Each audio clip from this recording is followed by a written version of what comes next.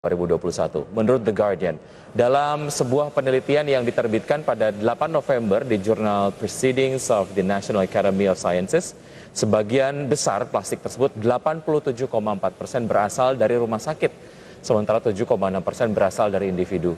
Pengemasan dan alat uji masing-masing menyumbang sekitar 4,7% dan 0,3% dari limbah.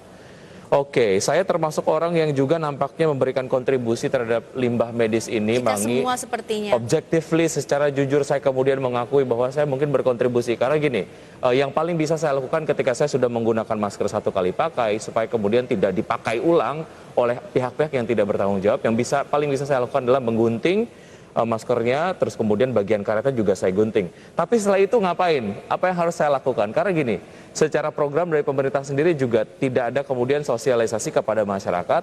Oke, untuk sampah medis, untuk masker-masker yang sekali pakai, sebaiknya dibuang misalnya ke satu tempat tertentu atau mungkin disediakan tempat tertentu begitu, karena itu akan memudahkan misalnya petugas kebersihan yang akan mengangkut sampah-sampah medis tersebut. Dan setelah itu mungkin diinformasikan apa yang akan dilakukan di tempat pemungutan ataupun mungkin pengolahan sampah terakhir gitu ya terhadap sampah-sampah medis ini, supaya kita tahu sebetulnya kayak sampah medis kita didaur ulang, katakanlah seperti itu. Tapi kamu melakukan itu setiap kali kamu selesai pakai masker pasti digunting? Iya, pasti digunting. Pasti ya, oke. Itu menurut aku sendiri sih merupakan satu tindakan yang cukup baik untuk mencegah nantinya maskernya tuh nggak dipakai sama orang lain atau didaur ulang gitu ya. Betul. Kalau untuk aku sendiri sometimes masih kadang-kadang lupa untuk ngegunting maskernya, jadi saya pakai langsung dibuang aja.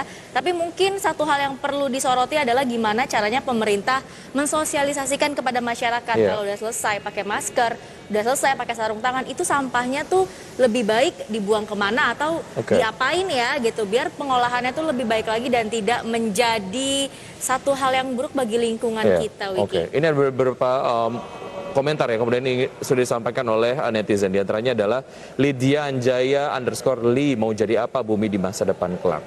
Ini bikin saya juga ngerasa agak sedikit bersalah nih, ataupun mungkin kita semakin ngerasa bersalah.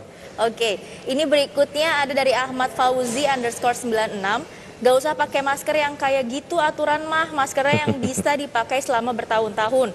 Coba dipikirkan masalah ini. Mungkin ini maksudnya masker kain kali ya, tapi memang sih lebih baik kalau menurut WHO penggunaan masker itu digabung, masker kain dulu baru masker medis gitu, karena itu akan lebih efektif untuk menangkal masuknya virus ke tubuh kita.